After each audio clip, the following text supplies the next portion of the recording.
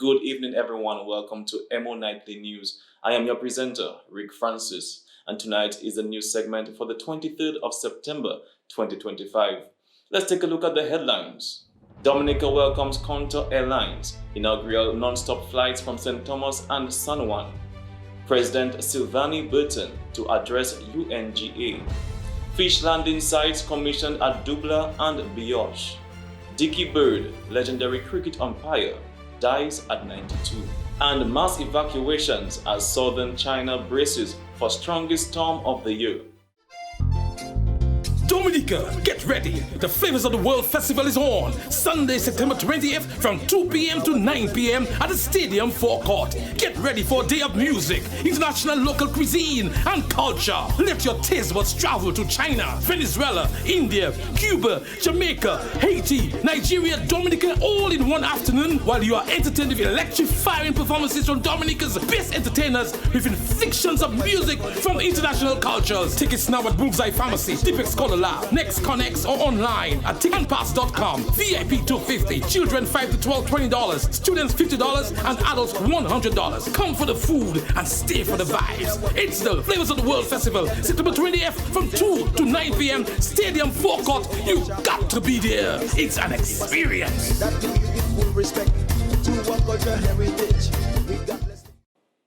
Welcome back, everyone. Up first in local news, Dominica will open a new chapter in regional connectivity on Wednesday, September 24, 2025. Contour Airlines will launch its first non-stop flight from Cyril E. King Airport in St. Thomas, U.S. Virgin Islands, to Douglas Charles Airport, Dominica. Honorable Dennis Charles Pemberton, Minister for Tourism, Ports and International Transportation, had this to say. On September 24th, Dominica will make history as the very first international destination for Contour Airlines. With the launch of non-stop service from St. Thomas, U.S. Virgin Islands, and San Juan, Puerto Rico, we are opening a new chapter in regional connectivity and tourism growth. This inaugural flight is a symbol of progress, partnership, and confidence in Dominica's future. For our people, it means easier and more affordable travel. For our Dominican nationals abroad, it strengthens family and cultural ties. And for our visitors, it makes the nature island more accessible than ever before. As Minister for Tourism, I see this as a landmark achievement in our government's agenda to expand airlift and position Dominica as a premier Caribbean destination. Contour Airlines' choice of Dominica as its first international gateway is a powerful vote of confidence in our vision and stability. I warmly invite everyone to join us live on the Discover Dominica Facebook page on Wednesday, September 24 at 4:30 p.m. as we celebrate this historic inaugural flight together. Her Excellency Sylvanie Burton, President of the Commonwealth of Dominica, will join world leaders in New York for the 80th session of the United Nations General Assembly this week. The session is being held under the theme Better Together, 80 Years and More for Peace, Development and Human Rights. President Burton will address the General Assembly on Thursday, September 25, 2005. The President will focus on the critical global challenges confronting the international community, including poverty, inequality, peace and justice, climate change and resilience, as well as the weakening of the multilateral cooperation. She will also speak to the consequences of underdevelopment, conflict, wars, and the negative effects of economic sanctions and trade restrictions, which weigh most heavily on small island developing states such as Dominica. President Burton is leading Dominica's delegation to the Assembly, accompanied by her spouse, First Gentleman, Mr. Gilbert Burton, the Honorable Minister for Foreign Affairs, Honorable Dr. Vince Henderson, Dominica's permanent representative to the United Nations, His Excellency Philbert Aaron, Deputy Permanent Representative to the United Nations, His Excellency Kelva Daru, and Consul Mr. Sheldon Anthony Peter. Through her participation at the United Nations General Assembly, President Burton will reaffirm Dominica's commitment to advancing dialogue, strengthening global cooperation, and ensuring the voices and concerns of small island nations are heard on the world stage. In the absence of President Burton from the state, Her Excellency Josette Matthew will discharge the duties of acting President of the Commonwealth of Dominica. The Ministry of National Security and Legal Affairs, in collaboration with the United Nations Development Programme, UNDP, officially received nearly US $40,000 worth of equipment on 17 September 2025 to pilot a Police Records Management Information System, PRMIS, in Dominica. The initiative aims to improve crime data collection and management. PRMIS, already in use in 6 Caribbean countries, is part of UNDP's Digital Public Goods for Development Global project funded by the government of Norway. The handover included laptops, monitors, tablets, and other tools to be deployed across police stations. Minister Rayburn Blackmore said the project would help modernize police operations, making the force more efficient in decision-making and crime prevention. UNDP Deputy Representative Stephanie Zibel added that the initiative underscores UNDP's commitment to strengthening citizen security and institutional capacity in the Eastern Caribbean. The pilot phase will include training, software deployment, and monitoring to assess requirements for full-scale implementation.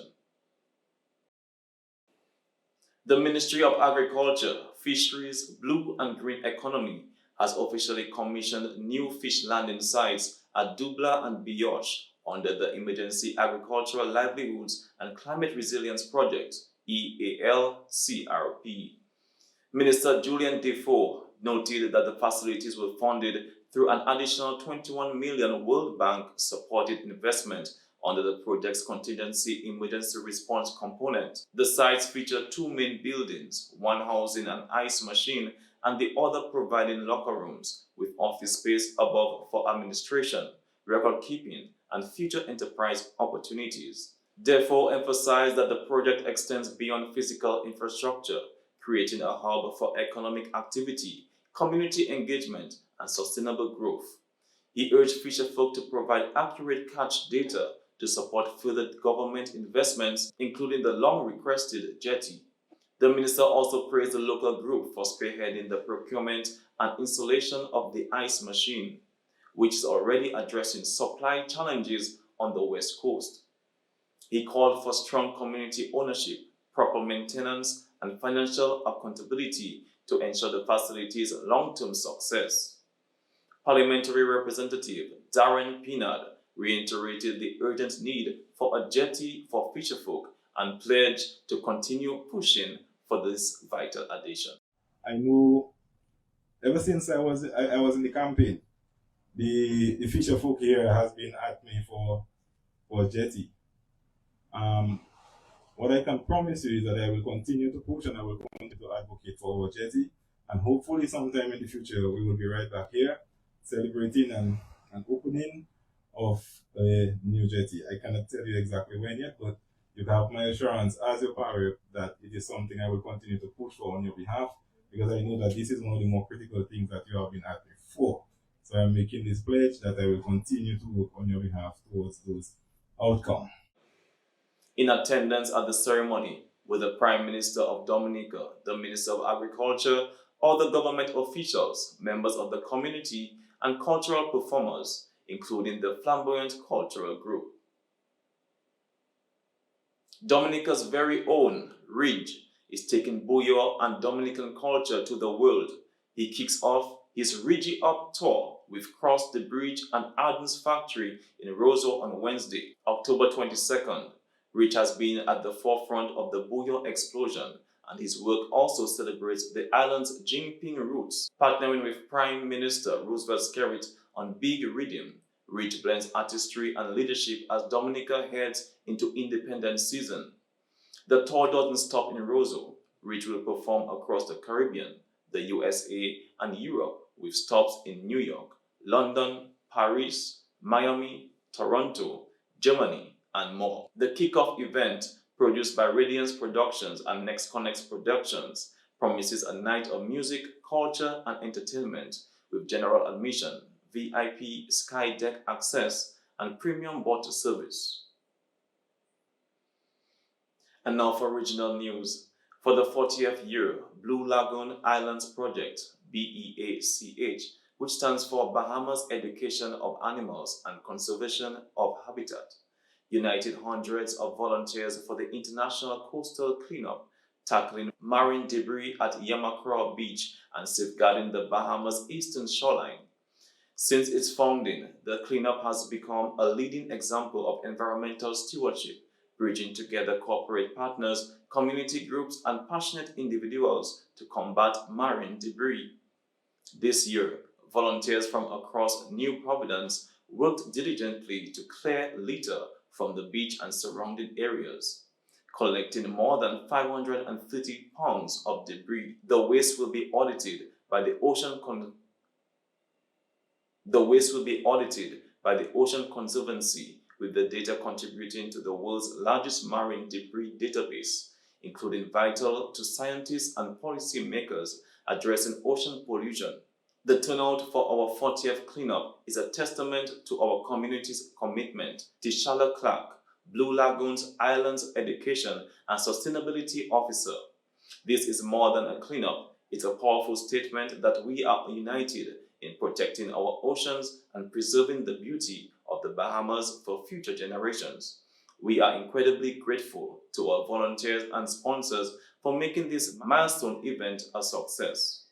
Blue Lagoon's Islands Project, BEACH, organizes cleanups and educational initiatives throughout the year to deepen appreciation for the Bahamas' marine ecosystems. The International Coastal Cleanup is part of the global effort to remove trash from beaches and waterways, identify pollution sources, and inspire behavior changes that protect our environment.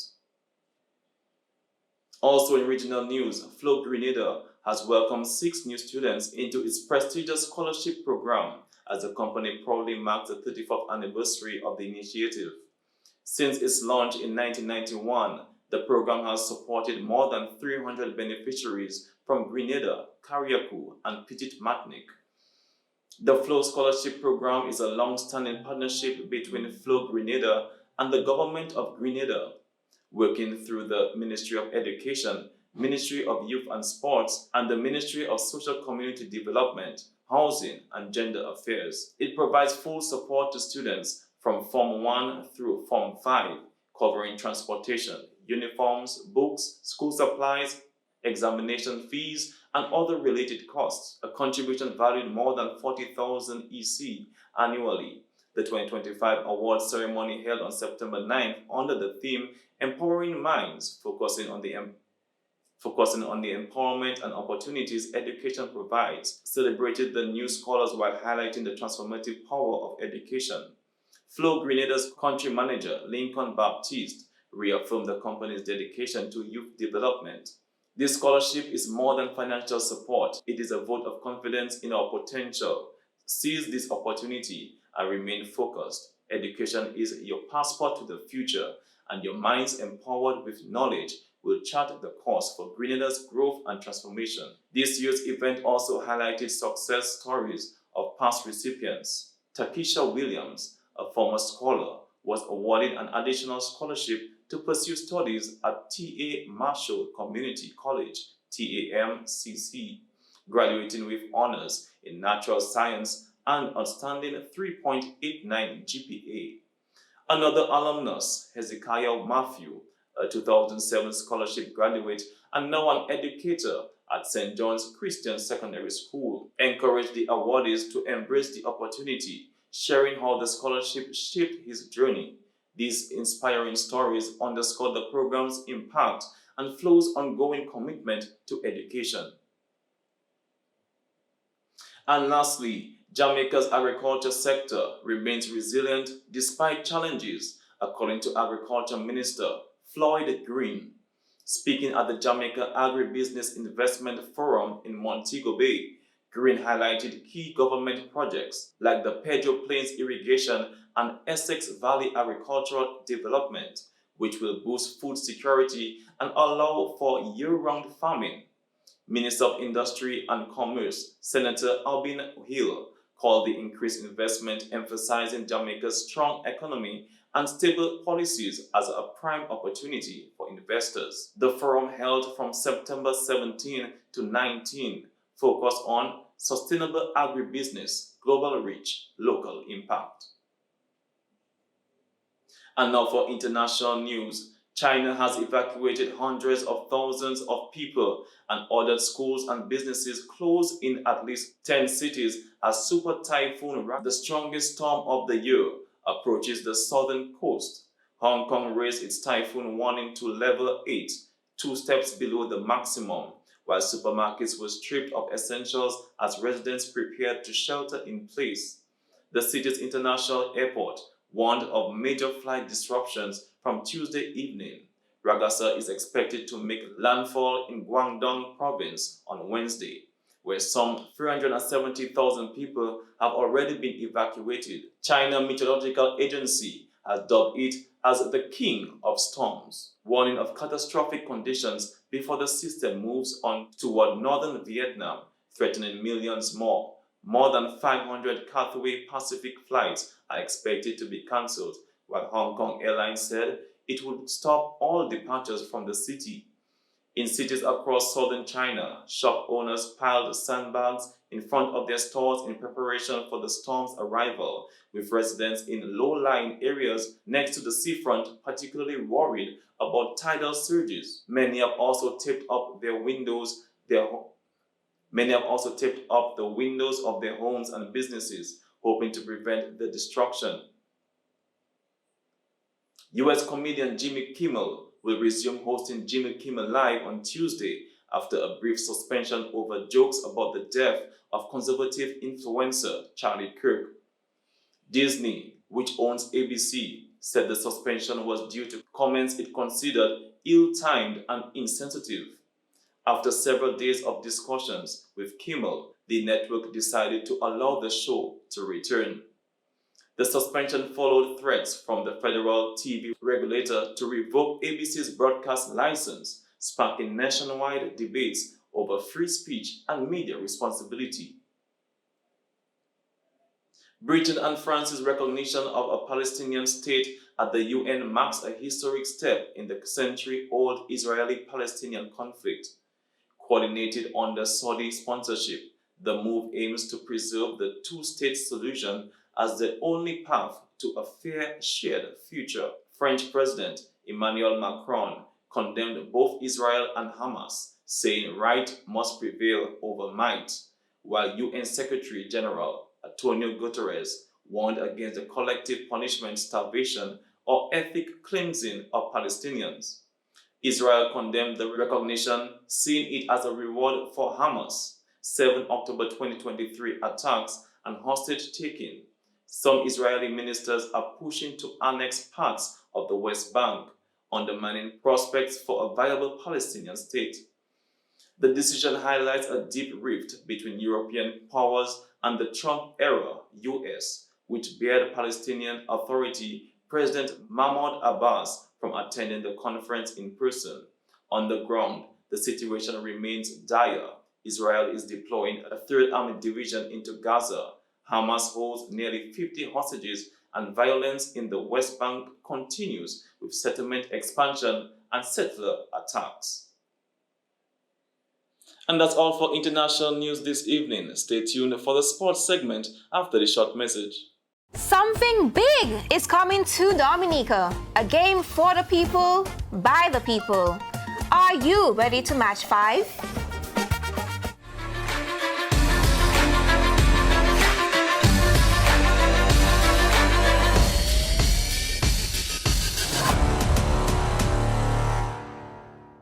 And now for sports news. Harold Dickey Bird, one of cricket's most recognizable and beloved figures, has died peacefully at home, aged 92. Yorkshire County Cricket Club where he served as president since 2014, described him as one of the greatest characters in Yorkshire's history.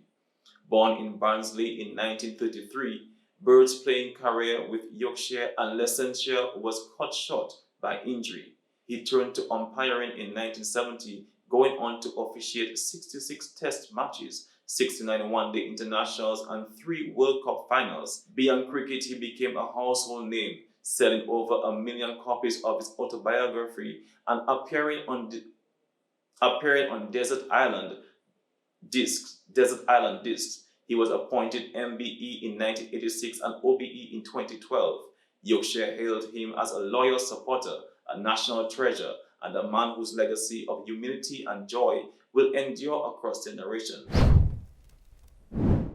And finally, in cricket, here are the results for the Dominica Cricket Association, Central Cooperative Credit Union, Intermediate Cricket League. The Dominica Cricket Association Central Cooperative Credit Union Limited Intermediate League results for last weekend matches are as follows. On Saturday, 20th September, it was an oh happy day result in the match Reuben Bakery Christians and KFC Summit Sports Club at the Botanic Gardens. Christians batted first and scored 112 all out in 28.9 overs. Kieran Matthew top scored with 40 runs for Christians. The bowling efforts of Jason Vidal of KFC Summits for 32 slowed the Christians down. KFC Summits could only post 65 all out in 14.1 overs. It was Delbert Graham 5 for 11 and Kensley Seraphin 3 for 10 brought a soul-crushing attack to Summits. At Geneva Playing Field, it was Starlights getting the best of Jungle Bay Gallia Hurricanes. Starlights batted first and posted 105 all out. Felix Etienne with a 5-wicket haul for Hurricanes seemed to have dimmed Starlights. In response, Hurricanes' 76 all out was no match for the bowling attack of Starlights. Edmund Moranci 3 for 10 and Sylvester Mark 3 for 24 reduced the Hurricanes' force. On Sunday 21st September at the Benjamin's Park in a 20 overs reduced match, Kalinago Blasters secured their second win by 105 runs against Gladiators. Blasters were sent to bat first and posted 179 for 2 in 20 overs. West Indies under-19 player Arsenio Fontaine 83 runs and Dione Rolls 63 runs led the batting for Blasters. In response, Gladiators posted 74 all out in 19.2 overs. Kellen Christmas 3 for 6, a senior 2 for 6, and Joel Dura 2 for 15 brought the Gladiators down. Over at the Botanic Gardens, the ladies secured their first win against Casuals in a close encounter. DCA Emerald Stars posted 125 all out in 34.1 overs. Coma Telemac 4 for 27 and Chamoy Blanc 2 for 20 put the ladies on a pause. In response, Casuals casually posted 122 for 8 in 22.4 overs. Not even Kent Joseph 32 and Ronnie Maglo 27 runs could stand the strength of a woman. Experienced Pearl 18 4 for 19 and Jennifer Gasper 3 for 25 led the bowling. Matches continue this weekend. Stay tuned for future updates in the DCA Central Cooperative Credit Union Limited Intermediate League. And that's all for the sports segment. Stay tuned for the weather report from the Dominica Meteorological Service after this short message.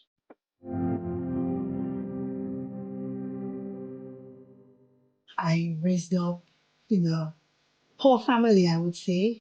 So it was always my dream. I said that's the first thing I want to achieve after settling into a job. I want to own a home. Biggest fear, I would say, on a little salary, you want to build a home. Who is going to give you a loan to build a home on a little salary? So that was my biggest fear.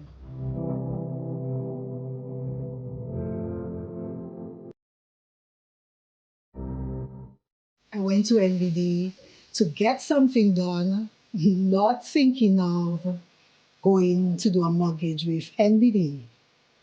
And surprisingly, the person I met was an old friend. She listens. She gets into your story, and I could not resist. I just had to go with NBD.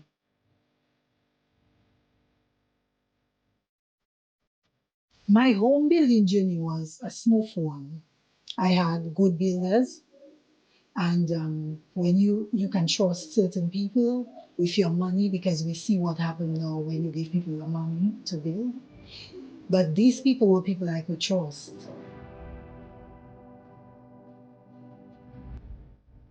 Hug me, hug me. We did this.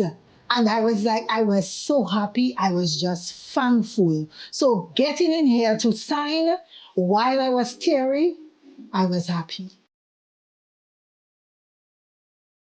It may not be a mansion, but it's comfort for you. And I was just so happy. Just putting on that light, I was just happy. To come in there and watch what they did, I was overjoyed. I am Lynn Bellot and I am a homeowner. If I can do it, you can do it too. Start your journey today with NBD.